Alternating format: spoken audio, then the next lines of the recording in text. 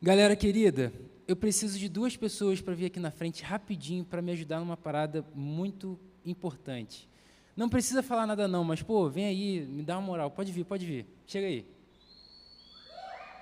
Glória a Deus aí pela vida desses irmãos.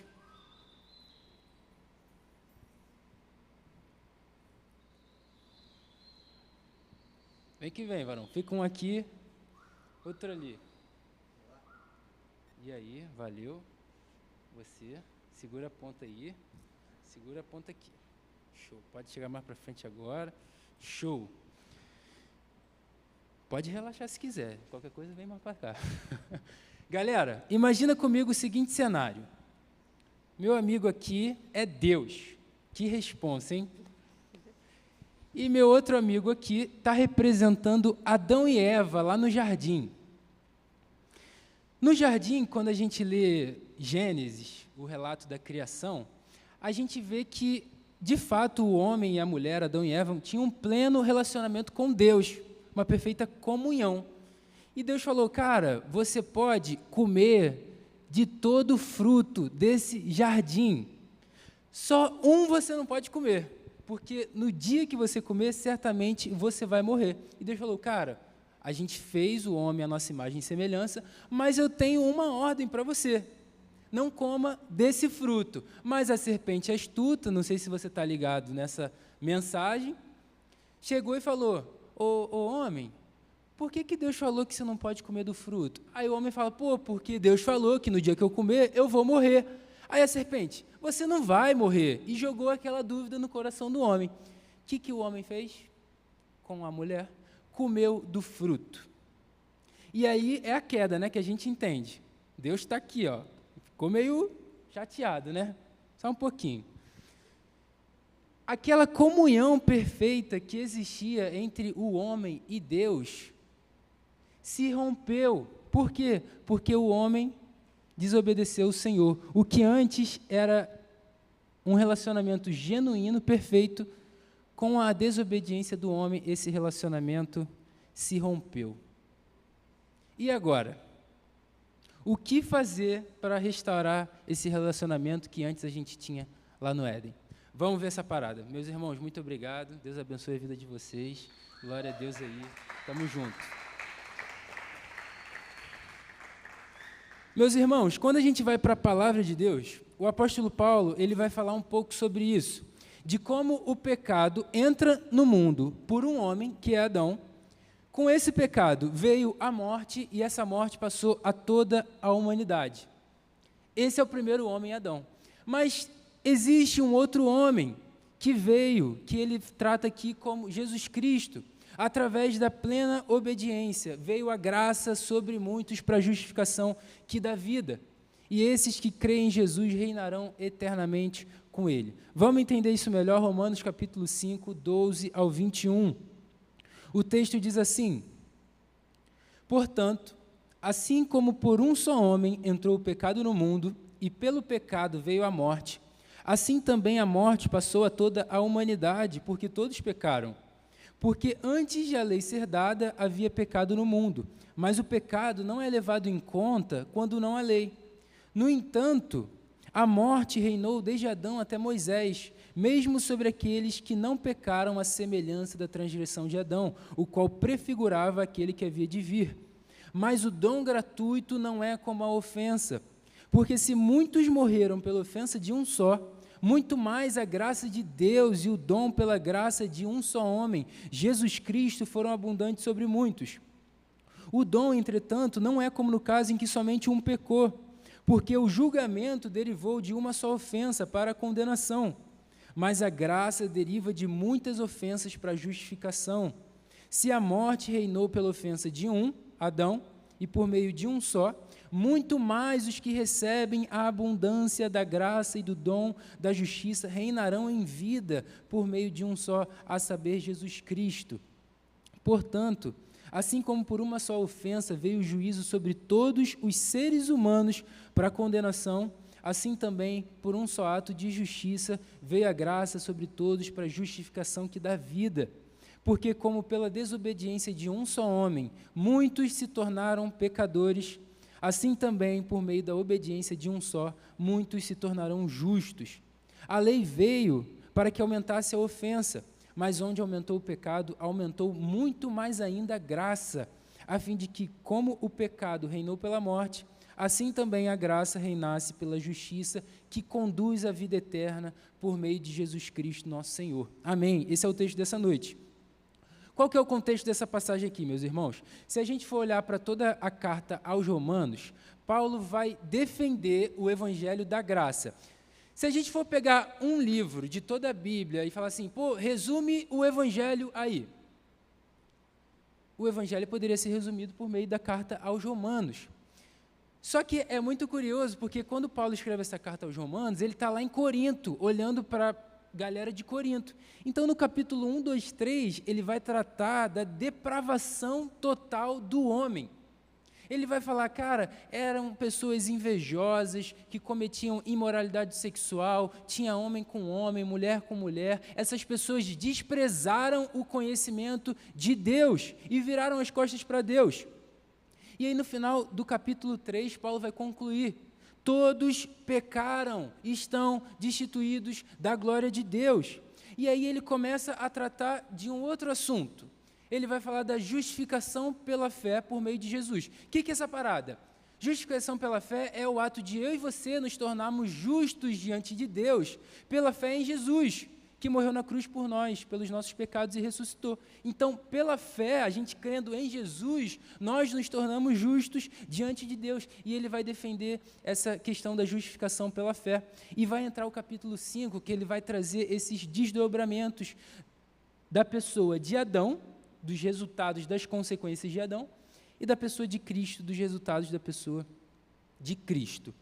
Primeira lição dessa noite: o pecado de Adão resultou em culpa e morte para toda a humanidade. O pecado de Adão resultou em culpa e morte para toda a humanidade. Ele já começa lá no verso 12. Assim como por um só homem entrou o pecado no mundo, lembra? Adão desobedeceu ao Senhor, comeu do fruto junto com Eva. O pecado entra no mundo. E a Bíblia vai dizer que o salário do pecado é a morte. Com o pecado veio a morte. E assim também a morte passou para toda a humanidade, porque todos pecaram. Ele vai continuar dizendo, porque o julgamento derivou de uma só ofensa para a condenação. Aquilo que Adão fez lá no jardim, derivou da ofensa dele, do pecado dele, para a condenação. E ele vai falar também que, pela ofensa de Adão, pelo pecado de Adão, veio o juízo sobre todos os seres humanos para a condenação. Resumindo, o que Paulo está querendo dizer? Pelo pecado de Adão, eu e você somos considerados pecadores, e nós sofremos as consequências desse pecado. Nós somos culpados e condenados no dia do juízo final. Mas você pode fazer uma pergunta que eu muitas vezes fiz: por que pelo pecado de Adão, eu e você temos que sofrer com isso? Eu nem conhecia Adão, ele que errou, ele que desobedeceu ao Senhor. O que eu tenho a ver com isso? O que você tem a ver com isso? Mais de 2000 anos depois de Cristo, né? Fiz conta errada aqui, misericórdia. Depois de Cristo, Adão veio muito antes. Mas por que essa condição vem para nós hoje? A questão, meus irmãos, é que Adão e Eva no jardim eram os nossos representantes diante de Deus. Esse casal representava toda a humanidade. E quando um pecou, é como se toda a humanidade estivesse pecando, porque Adão representava a humanidade. Já brincou de pique-esconde? Eu lembro que na época que eu brincava de pique-esconde, eu deixava para ser o último. Aí quando eu chegava lá no final, 1, 2, 3, salve todos. Aí o cara que estava procurando, misericórdia, aí tinha que voltar tudo de início. Aí tinha gente que não gostava do 1, 2, 3, salve todos por causa disso, salvava todo mundo. É um pouco parecido. Adão pecou, como Adão estava representando toda a humanidade, todas as pessoas que vieram depois de Adão, nasceram com essa natureza pecaminosa herdada de Adão. E isso é muito importante a gente entender, porque a gente nasce com essa natureza pecaminosa, porque o pecado entrou no mundo, e com o pecado veio a morte. E a morte passou a toda a humanidade, porque Adão representava toda a humanidade. Lá em Efésios, Paulo vai dizer, ele lhes deu vida quando vocês estavam mortos em suas transgressões e pecados. Qual era a nossa condição antes de Jesus? Mortos em nossas transgressões e pecados. Outra pergunta que eu fazia muito, não sei se você faz ou já fez. Tudo o que há de ruim em mim e tudo o que eu faço de ruim é fruto do erro de Adão? Sim e não. Por quê? Porque, de fato, eu e você temos uma natureza pecaminosa, inclinada para o mal, desde que nascemos. A gente herdou isso de Adão. Mas não no sentido de que o nosso pecado talvez não seja o mesmo pecado que Adão cometeu lá. Adão pecou por desobediência. Ele recebe uma ordem de Deus e come do fruto junto com Eva. E, às vezes, o nosso pecado pode ser muitos outros. A gente não é bonzinho, não. Que a gente pode pensar assim, pequei, menti, vou dar um exemplo, menti. Aí a pessoa, por que você mentiu, por que você fez isso? Eu fiz isso porque Adão, né, cara, Adão me quebrou. Aí você deu falso testemunho, por que você deu falso testemunho, cara?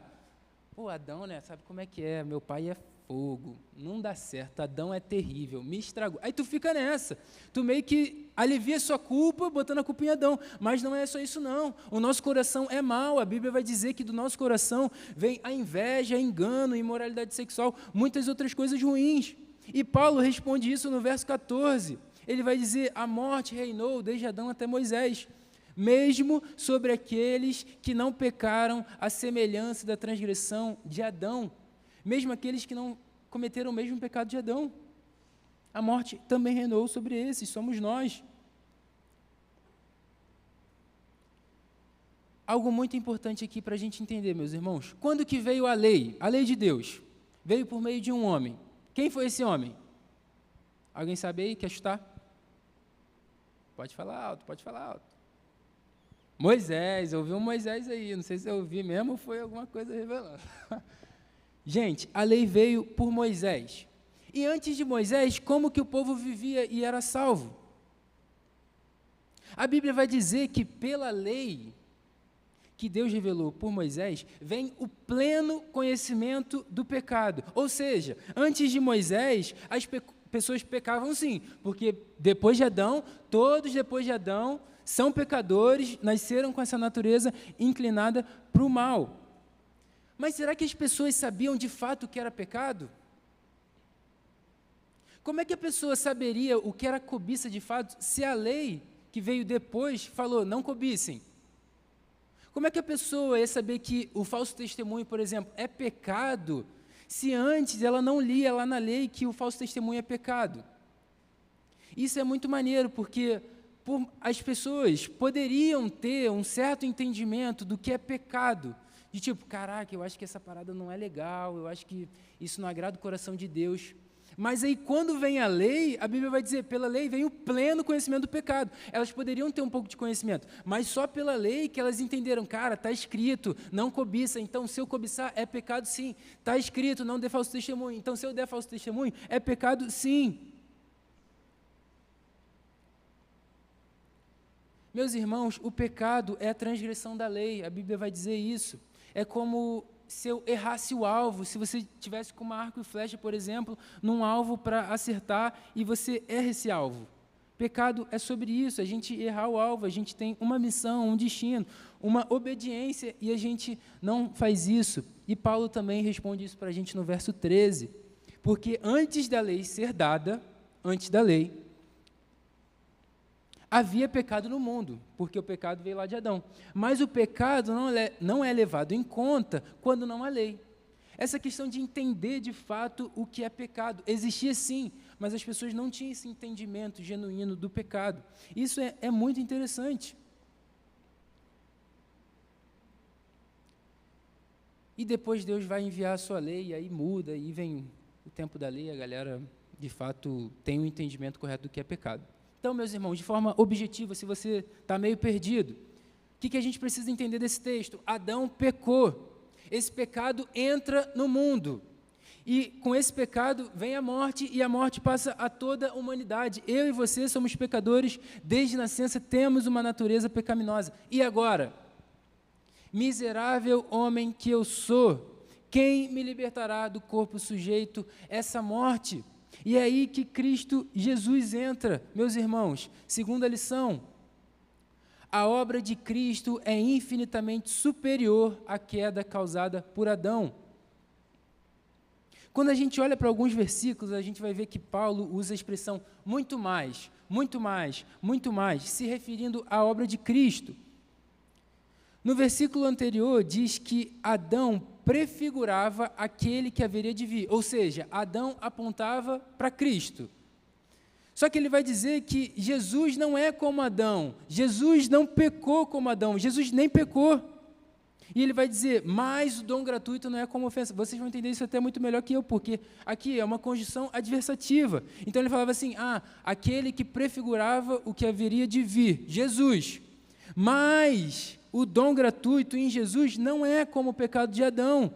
A ideia aqui é mostrar que Cristo é muito superior a Adão, e a obra dele também. E ele vai começar a trazer as consequências disso. Porque se muitos morreram pela ofensa de um só, Adão, muito mais a graça de Deus e o dom pela graça de um só homem, Jesus Cristo, foram abundantes sobre muitos. Se a morte reinou pela ofensa de um e por meio de um só, muito mais os que recebem a abundância da graça. E ele lá no final fala que a lei veio para que aumentasse a ofensa, mas onde aumentou o pecado, aumentou muito mais ainda a graça. Então a gente vê que Paulo vai trazer essa comparação entre Adão e Cristo, mas vai falar que em Cristo muito mais a graça abunda, muito mais maravilhosa. Esse texto ensina para a gente isso. Adão foi o cabeça de uma raça humana pecadora, mas Cristo veio e inaugura um reinado de graça a todos os que creem no seu nome.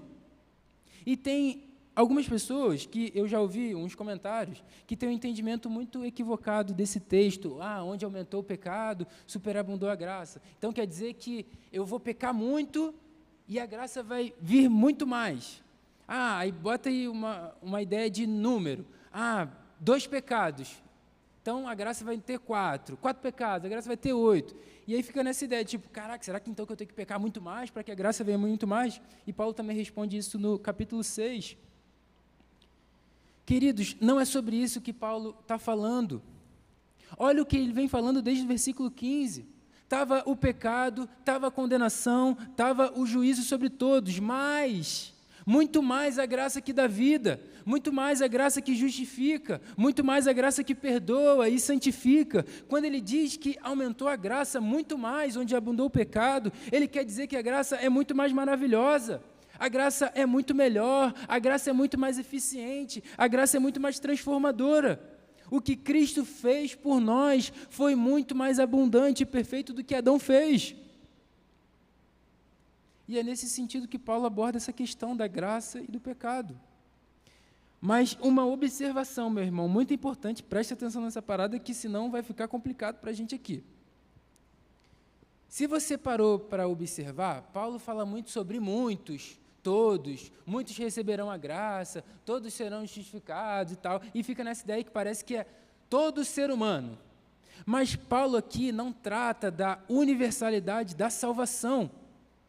Ele diz, mas o dom gratuito não é como ofensa, muitos morreram pela ofensa de um só, muito mais a graça de Deus e o dom pela graça de um só homem foram abundantes sobre muitos.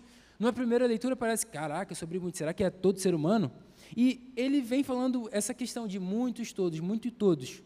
O ponto central aqui, meus irmãos, é que Paulo não está falando que todo ser humano vai ser salvo. Se a gente for olhar para toda a Bíblia, a gente percebe isso, que Jesus morreu pelos seus eleitos.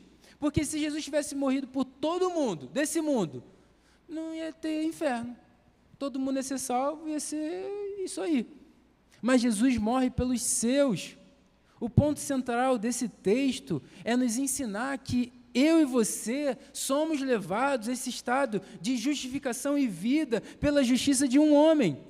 Como isso acontece? Pela cruz, pelo Cristo crucificado e ressurreto. Por isso, meus irmãos, Jesus teve que nascer do Espírito de uma virgem. Porque se fosse pela relação sexual natural de Maria e José, ele nasceria com essa natureza pecaminosa. Mas Jesus é completamente santo, sem pecado nenhum. Jesus foi obediente até a morte, morte de cruz. Aquela obediência que Adão não conseguiu ter lá no jardim, Jesus veio e teve completa obediência, viveu como eu e você, se fez pecado por nós numa cruz. Cristo morreu por cada um de nós, e todo aquele que crê no seu nome, confessá-lo como Senhor e Salvador, é salvo, e com isso, meus irmãos, eu e você somos justificados. E a partir daí, vem um reinado de graça. A gente não é apenas, vou crer em Jesus, eu creio de verdade, agora eu sou salvo, eu fui justificado, e fica por aí, como, beleza, vou ficar aqui esperando Jesus voltar, e é isso. Não é essa questão. Nós somos chamados a viver em novidade de vida, com uma vida completamente transformada e renovada, que nos conduz à vida eterna. Essa é a terceira lição. Em Cristo, somos justificados e conduzidos à santificação. Imagina comigo um cenário, meu irmão, deixa eu me perdoar, sofre um acidente, e aí você tem um corte profundo aqui no seu braço, você perde completamente o movimento do seu braço, não consegue, vai lá para o hospital. O que o médico vai fazer? Vai cuidar do seu braço, né? Vai suturar lá, vai te dar a medicação para você passar em casa e ficar de boa. Mas, normalmente, o que o médico faz? Sutura lá, passa a medicação, tchau, vem o próximo e fica nessa. Vai cuidando do paciente lá no hospital. Imagina, meus irmãos, que Jesus é esse médico. Jesus não é esse médico no quesito de, tipo assim, ele vai só suturar o seu braço e te mandar embora. Jesus é aquele que vai suturar o seu braço, vai te dar toda a medicação, vai para casa com você, vai cuidar e vai falar, cara, passa isso, faz isso, está com o braço doendo? Tenta dessa forma, e vai te ajudar a fazer com que seu braço melhore, você retome o seu movimento. Qual que é a ideia aqui? Cristo não apenas tira a gente da morte e leva para a vida, como se fosse, vou pegar esse aqui, vou levar para o meu reino. Vou pegar esse aqui, vou levar para o meu reino. Não é sobre isso, meus irmãos. Cristo mostra para a gente que Ele nos conduz à vida eterna por meio da sua graça. Pega uma pessoa jogando futebol, imagina que tem um gol ali, e a gente tem que conduzir uma bola de futebol até esse gol. O que a gente vai fazer? Cara, a gente vai andar um pouquinho em pouquinho, com a bola no pé, até chegar nesse gol. A mesma graça que nos salvou e nos transformou é a mesma graça que nos santifica até a vida eterna. Quando eu e você reconhecemos que Cristo é o nosso Senhor e o nosso Salvador, nós somos salvos, somos justificados. Mas não fica por aí. Nós estamos sendo transformados de glória em glória. E aí, a partir disso, a gente vai dar frutos da nossa salvação, que é uma vida santa. Nós não somos salvos pelas nossas obras. A gente faz boas obras para ser salvo. Não, nós somos salvos e a consequência disso são as boas obras. É uma vida em santidade.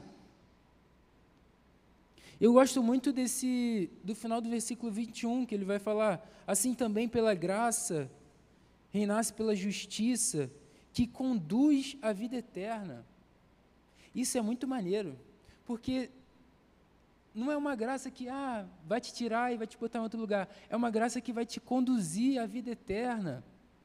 Como se Cristo, em sua graça, estivesse nos ajudando dia após dia, a cada caminhada, nos conduzindo à vida eterna. Cara, isso é muito maneiro. Como viver? A gente vai ter que ter uma vida santa, buscando ser cada dia mais parecido com Cristo, não mais escravo do pecado, mas livre em Jesus. Mas isso quer dizer que eu e você nunca mais vamos pecar? Será que a gente nunca mais vai pecar? É claro que não. Por quê? Porque quando a gente se converte, a gente é liberto da culpa do pecado. Lembra como é que ele vem falando aqui no início? Vocês estão culpados, condenados, vocês são pecadores, vão prestar contas lá no juízo final. Nós somos libertos dessa condenação que o pecado traz. Mas hoje, nós estamos numa vida em santificação, nós estamos sendo libertos do poder que o pecado faz em nós. E depois, lá na ressurreição dos mortos, seremos libertos da presença do pecado. Você ainda vai pecar, mas se você é crente mesmo, você vai logo se arrepender. Uma grande evidência de que você é uma pessoa crente e regenerada, tem um coração novo, transformado, é que quando você peca, você se arrepende rapidamente.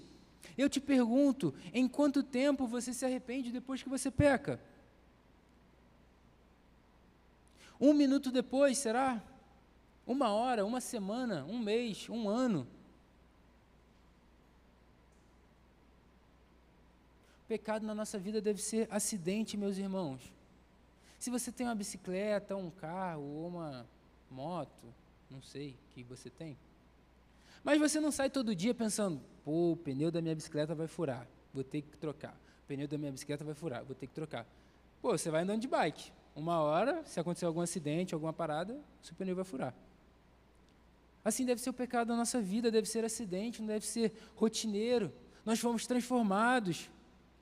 A Bíblia vai dizer que não há mais condenação para os que estão em Cristo Jesus. Meus irmãos, isso mostra de fato se a nossa vida tem sido mais parecida com Jesus ou não.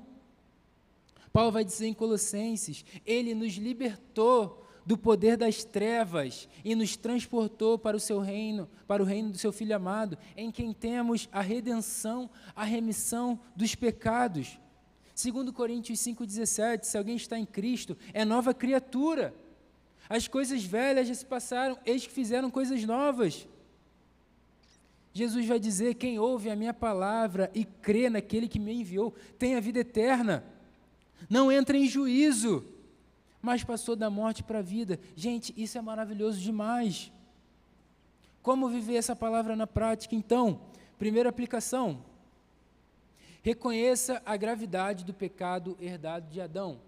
Reconheça a gravidade do pecado herdado de Adão. Eu já conversei com uma pessoa uma vez, minha amiga, assim, conhecida, e ela acha que, tipo, a Bíblia está toda errada, que Adão e Eva não existiram, o relato da queda é uma mentira. Eu falei, cara, pelo amor de Deus, o que eu fico doido, meus irmãos, abrindo meu coração, é o quê? Pô, vocês estão, quem está na escola aí, o 8º, praticamente todo mundo, né? Alguns na faculdade, passando, enfim. O que eu fico meio bolado, abrindo meu coração, é que a gente estuda, eu estudei, né? Vocês estão estudando?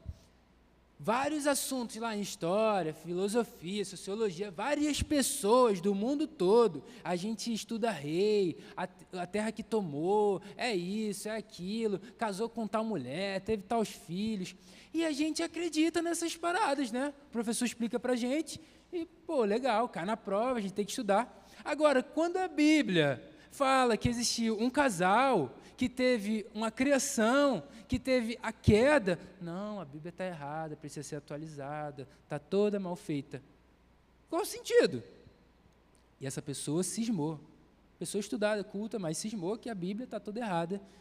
Enfim, meus irmãos, Adão existiu de verdade.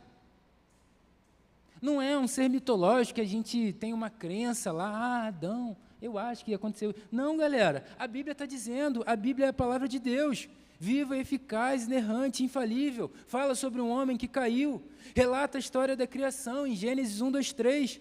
Muitos não acreditam, mas é a palavra de Deus para nós hoje. Porque pensa comigo, se Adão não tivesse existido, toda a palavra de Deus perderia credibilidade. A supremacia das Escrituras seria contestada. O que seria da igreja se Adão não tivesse existido? Meus irmãos queridos, o pecado de Adão foi a maior tragédia da humanidade. Sentenciou pecadores miseráveis que carecem da glória de Deus, eu e você. O nosso destino, se não fosse por Cristo, seria o inferno. O que seria de nós se não fosse Jesus? Quanto antes eu e você entendermos isso, nós vamos perceber que se não fosse por Jesus, estaríamos completamente perdidos. Por isso, meu irmão e minha irmã, reconheça hoje a gravidade do pecado. O pecado gera a morte. O pecado gera a condenação eterna e o juízo diante de Deus. O pecado te afasta dos seus irmãos, da sua igreja. O pecado te afasta de Deus. Isso é muito sério. Por isso, reconheça hoje a gravidade do pecado. Para de brincar com o pecado. Confesse o seu pecado e se arrependa. Jesus é fiel para perdoar e te limpar. Segunda aplicação, creia na obra redentora de Cristo, que nos garante perfeita reconciliação com Deus. Paulo vai concluir lá em Romanos 8, não há mais condenação para os que estão em Cristo Jesus. Meus irmãos, a gente ouve isso semana após semana, mas a gente tem que relembrar isso para o nosso coração todos os dias. O santo Deus se esvaziou, veio a ser servo, foi obediente até a morte e morte de cruz. Jesus morreu para que os seus pecados fossem perdoados. Jesus morreu para te dar vida eterna. Jesus morreu para que você seja salvo. Jesus te garantiu a vida eterna. Pela fé nós conquistamos isso. É pela graça, não é por obras, é dom de Deus, para que nenhum homem se glorie.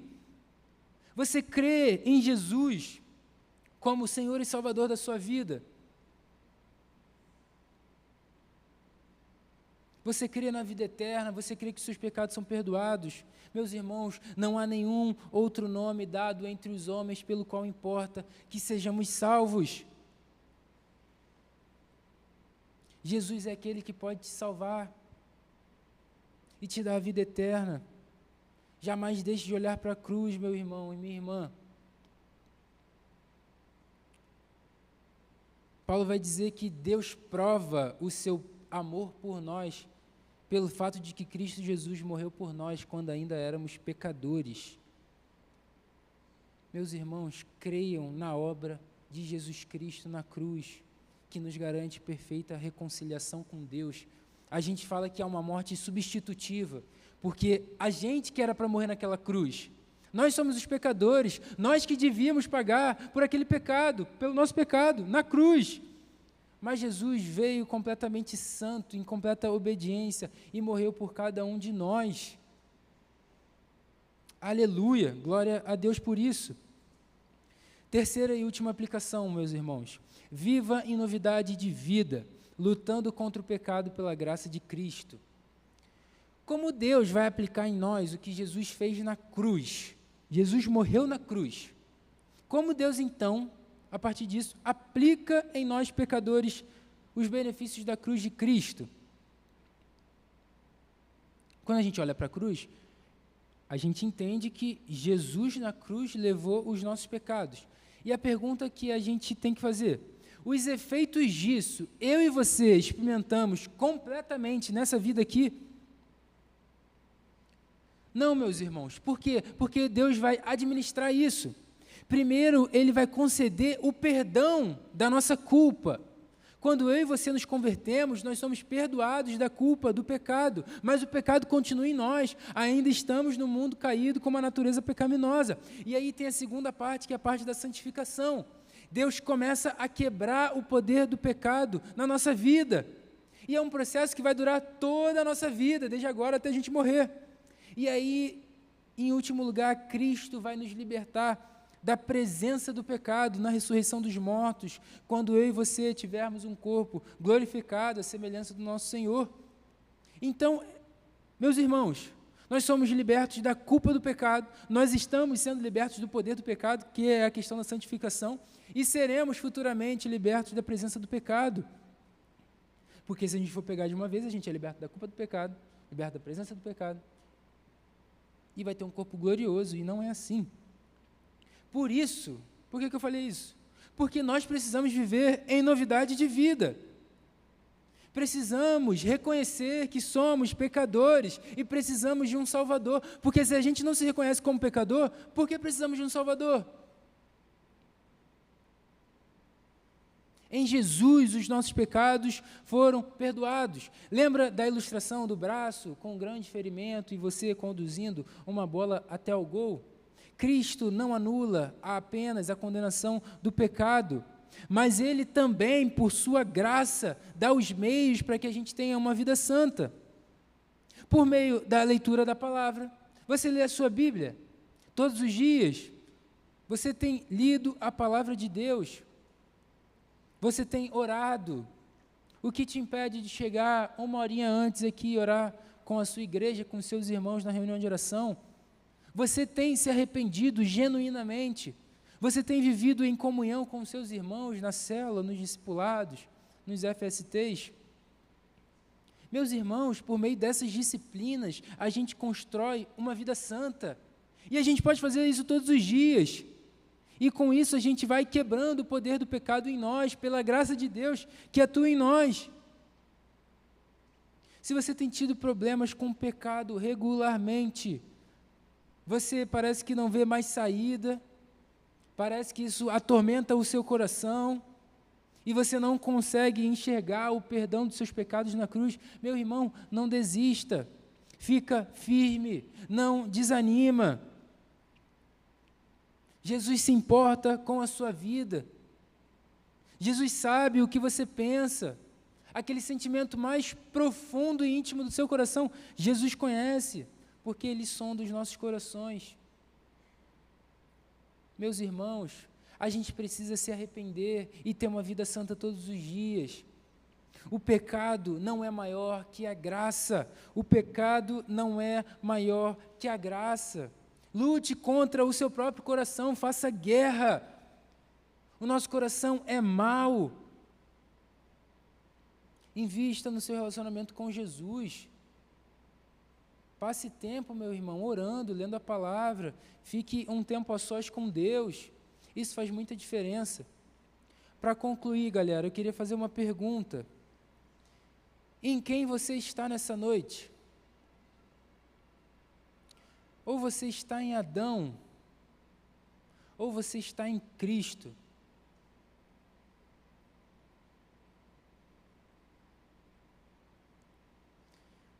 Antes condenados, agora em Cristo somos perdoados. Antes em Adão éramos inimigos de Deus, agora em Cristo somos amigos de Deus. Antes em Adão éramos mortos no pecado, agora em Jesus Cristo somos vivos por meio da sua graça, que reina e nos conduz à vida eterna. Meu irmão e minha irmã, se você está cansado, se você está sobrecarregado, procurando alívio, Jesus, nessa noite, te chama mais uma vez. Você quer perder tempo com mais o quê? Aprenda de Jesus, porque Ele é manso e humilde de coração, e você encontrará descanso para a sua alma. A graça, meus irmãos, como Paulo vai dizer aqui em Romanos capítulo 5, é muito superior. É a mesma graça que te salvou, é a mesma graça que vai te guardar e vai te santificar até o último dia. Meus irmãos, lembra do barbante que meus amigos me ajudaram aqui? Antes, nosso relacionamento com Deus se rompeu por conta do pecado. Mas agora, por Cristo Jesus, nós fomos reconciliados. Cristo, por seu sangue, perdoou os nossos pecados e nos deu nova vida. E se a gente crê em Jesus, a gente é salvo e o nosso relacionamento com Deus é restabelecido. Agora nós temos paz com Deus. Ele vai falar sobre isso. Justificados, pois, mediante a fé, temos paz com Deus por meio de nosso Senhor Jesus Cristo. Aleluia! Meus irmãos, a eternidade será muito melhor do que foi no jardim do Éden. Porque no jardim o homem tinha a possibilidade de pecar. Mas na eternidade não haverá mais pecado, não haverá mais dor, não haverá mais tristeza, não haverá mais sofrimento.